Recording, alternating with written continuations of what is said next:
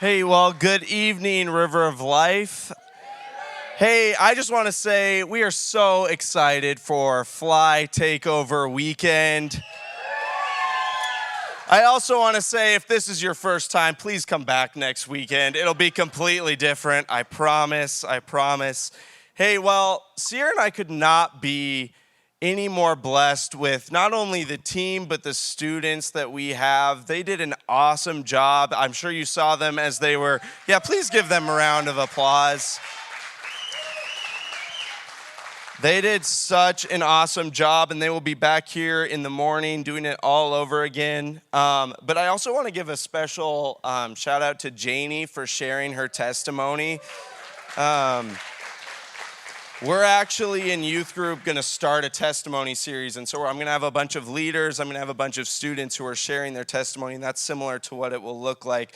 But I wanted you guys to kind of get a little bit of a taste of like the youth staff and the things that they go through and that they've been through. We have such an amazing youth staff. We have 13 adults right now that are on our youth staff that serve every single Wednesday, that pour into these students. And so Sierra and I are very blessed, and we're very thankful for the team that God has provided for us. So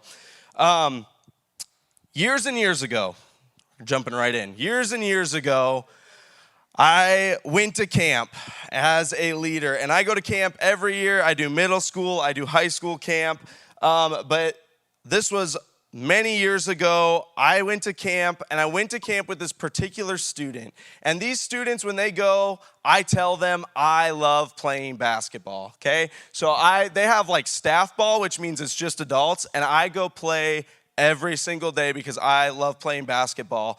But I always have students who then, because I love playing basketball, they want to play against me in basketball, okay? So this one year that I went, I had a particular student who I could tell has never touched a basketball in his life, but he so badly wanted to play against me. And so I remember thinking about it and he like days, he was like, we're gonna play basketball one-on-one, you and me. Like, he was like in my face, he was ready, and I was like, okay. And so anyway, I end up going into this game, and I really just feel like I need to let him win. And it went against every single competitive bone in my body to let him win. But I let him win, and still to this day, I get texts, I get calls. Like, he will let me know that he beat me in basketball that one year at camp, however long. I'm not going to name names because they might be watching on live stream. All right. His name was Logan Ton. No, I'm just kidding. It was not my little brother. However, Logan, all growing up, he knew how to get me to play basketball with him. See, he would always start out and he'd go, hey, Hunter, do you want to play basketball? And I'm like, no. Like, I would always be busy doing something. And then he would know if he taunted me, if he started going, well, I understand, I wouldn't want to get my butt kicked by my little brother either. And he'd start doing things like that, and then all of a sudden I'm putting on my basketball shoes and we're going outside to play, right? So ever since I was little, I've always been a competitive person. To the point where I remember growing up, I played t-ball, I played baseball, and I remember this particular year, it was the end of the season. And it was the last game. I don't know if we did like playoffs or championship or anything like that, but it was the end of the season, last game, and I remember we played. I couldn't tell you to this day who won, but I remember as I was packing up my stuff, the coach came, he grabbed all the kids, we gathered together, and they started handing out these little wooden trophies with a number 1 on them. Okay, some of you might have received these, okay? And I remember sitting there going, oh man, that really stinks to be the other team. And I remember looking over at the other team who also was all gathered up, and their coaches were handing them the exact same trophy that we were receiving with a number 1 on it. And I remember being so confused in that moment. I remember thinking, Well, I've watched the Super Bowl. I don't ever remember both teams celebrating at the end and then handing a trophy to both teams. And I remember watching the NBA Finals, and I remember the next season they do a ring ceremony. They hand out rings to the winning team, but I never saw them do it to the team who came in second. And so as a kid, I already began thinking, well, this isn't fair. I've always been this competitive person, but as I got older, I started to understand, oh, that's a participation trophy.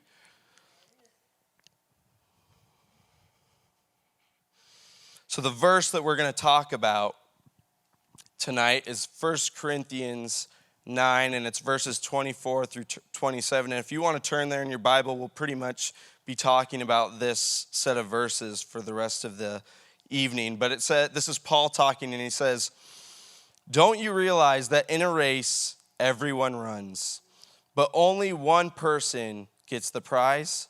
So run to win. All athletes are disciplined in their training. They do it to win a prize that will fade away, but we do it for an eternal prize. So I run with purpose in every step. I am not shadow boxing. I discipline my body like an athlete, training it to do what it should. Otherwise, I fear, after preaching to others, I myself might be disqualified." So I have been praying. I've known about this, that we were going to do Youth Takeover and things like that. I've known for a little over a month. And so in staff meeting, we do a weekly devotional. And Stacy in Star Valley is now in on our staff meeting, and so she actually had a devotional now a couple weeks ago. And so actually, if I could get that back camera right on me, I need to let Stacy know something.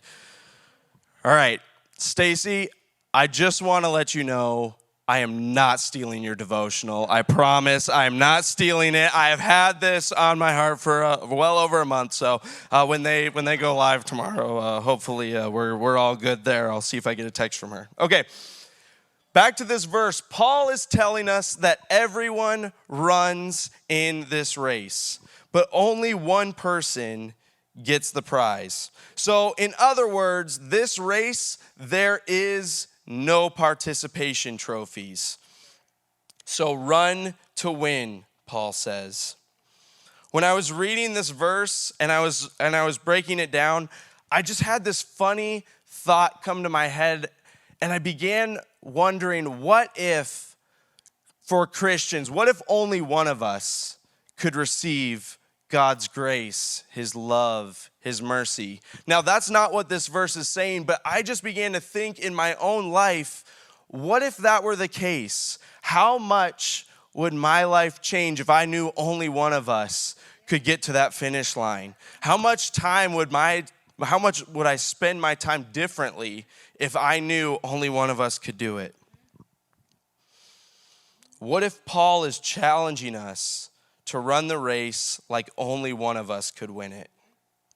Now, I haven't watched a lot of races. I love sports. I watch a lot of sports, but I haven't watched a lot of races. But I have gone to races that students have invited me to, whether it's track or cross country or things like that. And I've gone and watched students, and as I was writing this message, I began thinking, what if I went to a race that a student invited me to? And as soon as the race began, I watched as people took off sprinting. There were people who were running. There were people who were jogging. But then what if my student that I came to watch began walking?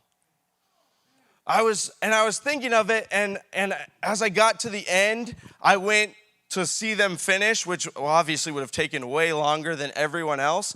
But if I got to the end, and all of a sudden they handed the trophy to first place, and they handed that same exact trophy to my student who walked the race. And they turned to me and they said, well, everyone gets a trophy for participating. That would take the joy out of watching the race, but it would also take the joy and the accomplishment of finishing the race. See, Christianity often looks like we're all shooting to win the participation trophy. Paul doesn't tell us to participate in the race. He tells us to run to win. So as Christians, tonight I want you to think, are you running the race to win? If we're not running, what are we doing? So I'm going to go over different participants and what they look like in this race. So the first one that I want to go over is sprinters. These are the ones who, as Christians, right? Well, first of all, sprinters, you know what that is. They take off. They are leaps and bounds ahead of everybody. As soon as that race begins, they are out of here. As Christians, sprinters, I watch this with students. Students will dedicate their life to Christ. And then they want to be plugged into every single thing that we have at the church. They will want to be there on Wednesdays. They'll want to be there on Saturdays, on Sundays. They will want to serve. They will want to serve on Thursdays. They will show up for Bible study on Tuesdays. They take off. They want to be plugged into every single thing that we have. But that only lasts so long. See, the problem with sprinting is that they take off going way too fast, too soon. And I watch as those same students who were so on fire and so excited all of a sudden become burnt out. And then not only are they burnt out, but then they feel like they need a break from church in general. See, we need to be plugged into church, but if we overextend, we often get burnt out and we walk away. As a youth pastor, one of the hardest things for me to teach this next generation is the importance of peace and quiet time. See, this generation is the AirPod generation. This generation is the social media generation. This generation is the streaming generation. This generation watches movies all day long. They can put an AirPod in and listen to music and never once have to pause it during their day. See, I literally have students who will show up here on a Wednesday at 4 o'clock if they get out of school at 3:30, and they will ask me if I've watched the new Star Wars show, which is 2 hours long. And I will go, no, I've been working. Did you not go to school today? And they go, no, I went to school, but the show's really awesome. You have to watch it. Like, they literally can do these things all throughout their day. And until recently, I really struggled with it too. I was somebody who would go, I love podcasts, so I don't listen to music, but I listen to podcasts, and I would listen to podcasts all day long. I would go from work to driving home to doing chores when I get home to whatever. I always had an AirPod in, and I was always listening to something. So I understand them. I am very guilty. But it wasn't until these last few years that I really understood the importance of peace and quiet. Rest is so important, and I put in here, when I'm talking about rest, I think we often associate things like TV or sleep or music or whatever as rest. But when I'm talking about rest, it should be that quiet time that you can actually sit there and think about things, but also that then the Lord can speak to you on things. I'm a firm believer that we struggle to hear God because we always have something else playing in the background. The next participant I want to go over is the walker. The walker lacks motivation. They're often distracted by the things around them, and they're okay stopping, and they are perfectly fine not winning the race. In church, walkers are those who don't share their faith with the world. See, this is the hardest one for me because how can I live a saved life and not share it with those who are lost? Walkers make excuses as to why they shouldn't share their faith, and they even tend to not look like Christians when we get outside of the four walls. So tonight, I want you to think, are you personally excited to share about what Jesus has done for you. See, I played that testimony of Janie, and she was excited to be able to share her testimony because it's not about what she's been through, but it's about where she is now. The church has gotten comfortable walking instead of running. The next participant is joggers. Unlike the sprinter, the jogger is much more collected and focused. The jogger isn't looking to get ahead, but to stay consistent. Unlike the walker, the jogger does not lack motivation. The jogger wants to be noticed by others. The jogger wants to look like they are doing what God has called them to without putting in maximum effort. So maybe God has called you to start a ministry. And maybe you really love the idea, but you really don't want to give up your Saturdays. Or maybe God has called you in this season to be extra generous. And you look and you go, well, I'm already tithing 10% and Christmas is right around the corner. I can't be extra generous this season.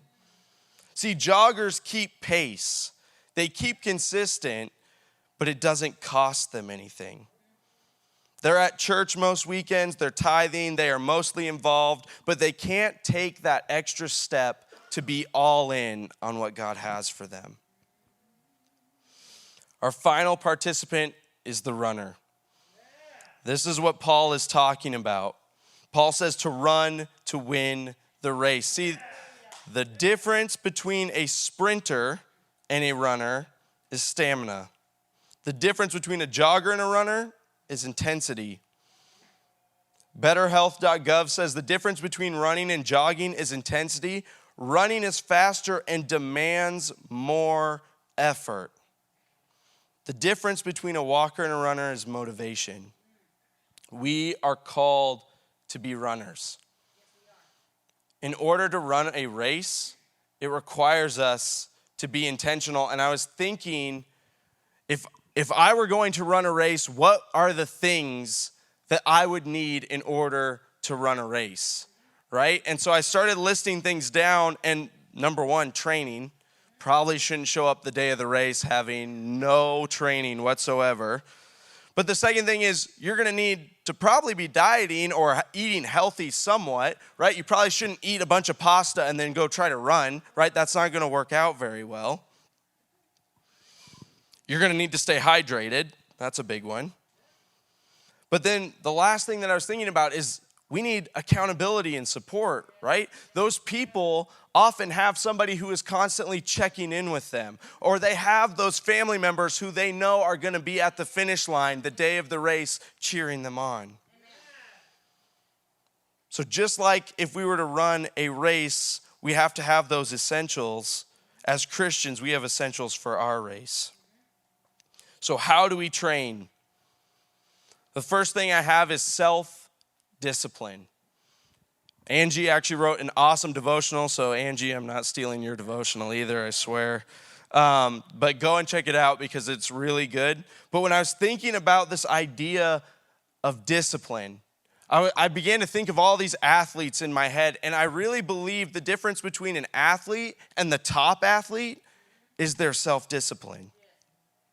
Michael Jordan was said to have spent 6 to 8 hours in the gym 6 days a week, shooting about 500 shots a day. For those who don't know, he won 6 NBA titles. He was pretty good. Yeah. Tom Brady, who is still playing, I don't want to talk about him either, but we're gonna. All right, I know. I'm sorry.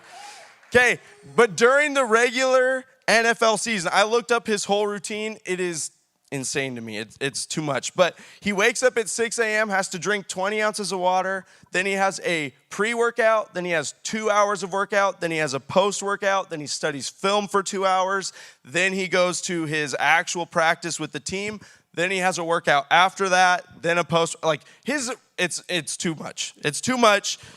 But he has self-discipline, right?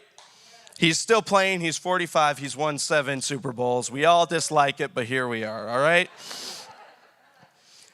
Last one, Michael Phelps. He would train 365 days out of the year. Every day. 6 hours every single day. Bonus, he had a 10,000 calorie a day diet. So if you're interested in getting to eat 10,000 calories a day, all it takes is training 6 hours a day. So you're in. But he ended up winning 28 medals, 23 of which were gold. See, these athletes were disciplined. They wanted to win their race. So how is it as Christians that we can have self-discipline? As I began to think about this, I thought about if you were to have a bad day at work, like it's just one of those days, we all have them, and you were to go home, is the first thing you reach for the remote, or is the first thing you reach for your Bible? See, you're also going to have tons of opportunity to go hunting or to go have family over or to go camping or to do whatever on the weekend. Do you choose to miss church or do you choose to come to church? I said earlier that we have to be intentional in order to run this race, but we have to be intentional and have self-discipline, and there's a difference. Intentionality is putting something on the calendar, while self-discipline is making sure you show up to your appointment. Intentionality is buying the gym membership. Self-discipline means actually going to the gym that we pay for. Intentionality is buying the Bible. Self-discipline is sitting down and studying it. So what are the areas that we need to have self-discipline in? We need to have self-discipline in prayer and worship outside of here. Prayer and worship should not only take place here in your life. In order to run this race, it should be every day at your home, at your work, in your car.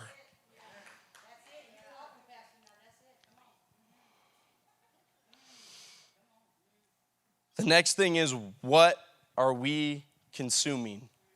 I just said you can't eat a bunch of pasta and go run a race. You can, but it ain't going to work out well. What are we consuming? Some of you, it's Chick-fil-A, and I'm very jealous. But let me tell you, if you waited in that line and you managed to get Chick-fil-A in under an hour, you have the Lord's blessing. You have his favor. That's the only explanation, because that line is crazy. I'm not going there. But are we consuming junk food? Are we consuming the things that are quick satisfaction? Satisfaction. There we go. Quick, thank you. That's why you sit in the front. Are we consuming things that are just quick satisfaction? All right, you guys know what I'm saying. I love getting fast food, but it's never nourishing. It's never good for me. It's just fast and easy. Are we reading our Bible or are we studying our Bible? I put studying the word down, and I was very intentional about putting study instead of reading.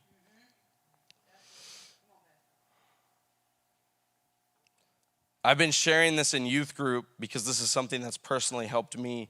But in youth group, I told them that over this last year, I've changed the way that I study my Bible. See, it used to be that I would read my Bible and, that was great. But my issue was that I constantly lost focus.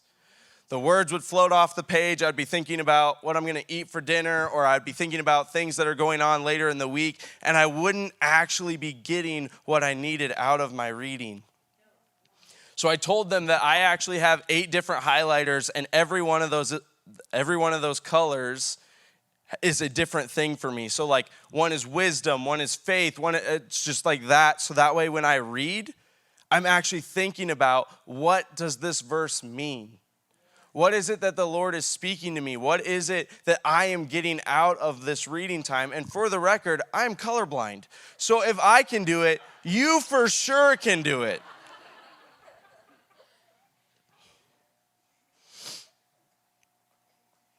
The next one goes with what we're consuming, and that's hydration. Along with what you have to be careful of consuming, you also have to be hydrated. You never want to deprive your body of food and water, so why would we deprive our souls? Jesus says in John 4:13-14, he says, anyone who drinks this water will soon become thirsty again, but those who drink the water I give will never be thirsty again. It becomes a fresh, bubbling spring within them, giving them eternal life. The living water, Jesus Christ, and the written word satisfy the hunger and thirst of our souls. The next one is accountability. Who is it in your life that checks in with you? Who is it that you feel comfortable being vulnerable with? Because as Christians, we all have to have somebody. It can't just be we come to church, but we don't talk to anybody. We have to have accountability as Christians. We have to have somebody who comes alongside of us in our time of need. The last one is church. Church is essential for Christians. We need to be here to be encouraged, but also to encourage others. Pastor Jason's really been hitting on not missing church the last couple weeks, and I've been going through old sermons of my grandpa's, and this was back in 2004, he was literally giving a challenge to the church to not miss church for hunting season. And I heard that whole, I'm not somebody who hunts, so it didn't affect me that way, but I was thinking about how much more excuses we have 18 years later than they did then. One of the biggest excuses is, well, I'll watch on live stream. For the record, I put a lot of work, Seth puts a lot of work into the live stream. It's, if you cannot make it, that's what it's there for. Not as, well, I'll just stay home. No, we've created it for Star Valley, for Malawi, for these places who this is their home church. If this is your home church, you should be here with us. It's important. So going back to our verse, so run to win. All athletes are disciplined in their training. They do it to win a prize that will fade away, but we do it for an eternal prize. So I run with purpose in every step. I'm not just shadow boxing. I discipline my body like an athlete, training it to do what it should. Otherwise, I fear that after preaching to others, I myself will be disqualified.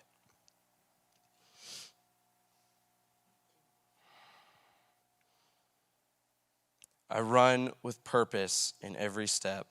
This is our intentions. Discipline my body like an athlete. This is church, accountability, studying the Bible. Training it to do what it should, our prayer, our worship, our self-discipline. Then at the end, Paul is saying that if he doesn't do this, he fears he will be disqualified from the race. When I was writing this message, I had this image come to my head. And it was at the end of this race, and I see the finish line, and I'm running.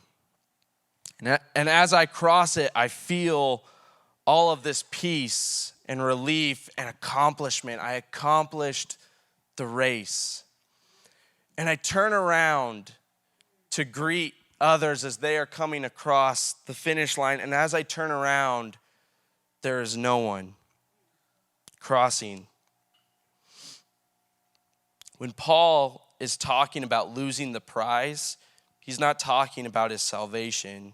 He's talking about his privilege of telling others about Christ. If we run this race without sharing our faith, we are running this race wrong. We lose if no one is running with us.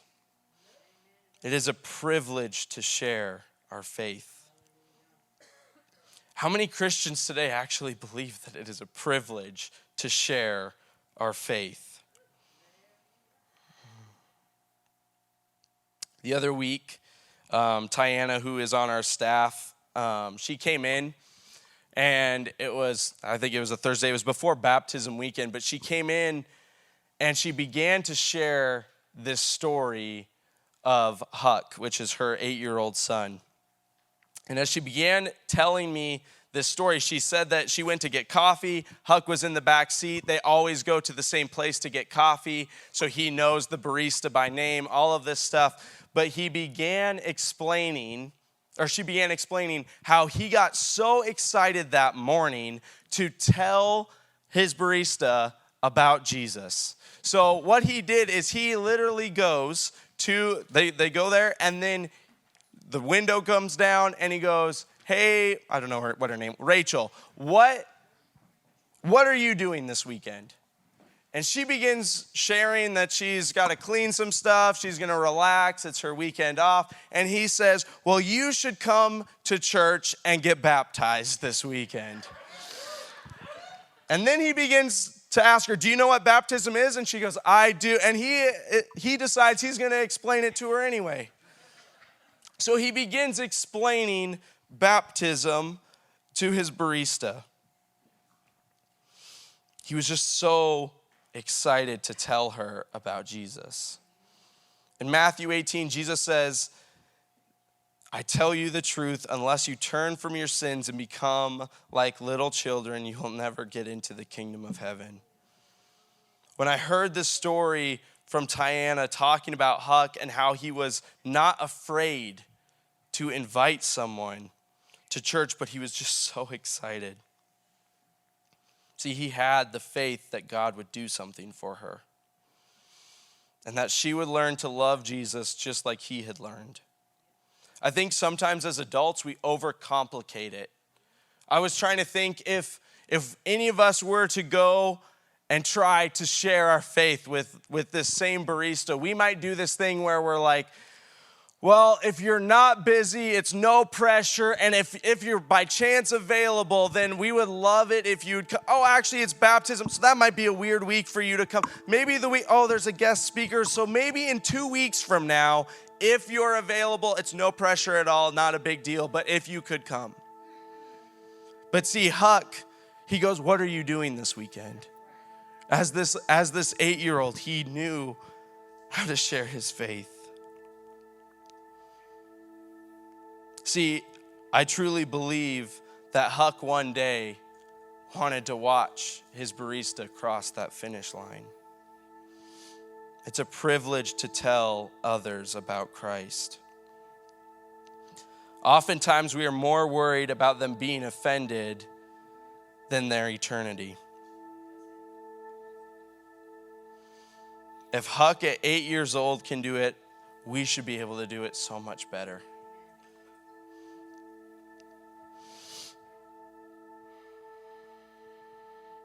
So at the beginning of this, I had Janie's testimony video play.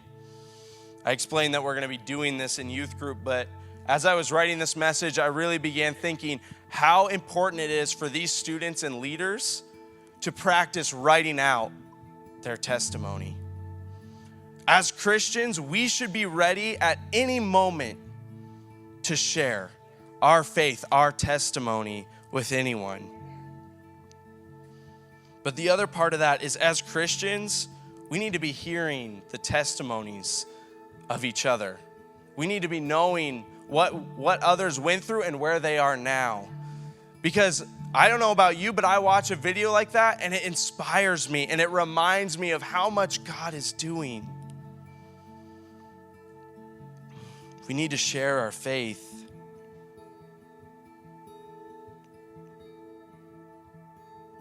There's no participation trophy in this race. So, let's not just participate in salvation, but let's run this race to win the lost for Jesus. We need to be intentional. We need to be in training outside of these four walls. This race is not easy. You're going to have times where you trip up, where you fall down. But my prayer for you today, my encouragement for you today is that when you fall down, I pray that you will get back up, but you won't start walking. You won't start jogging, but that you will run. You will run this race. So I'm going to read this verse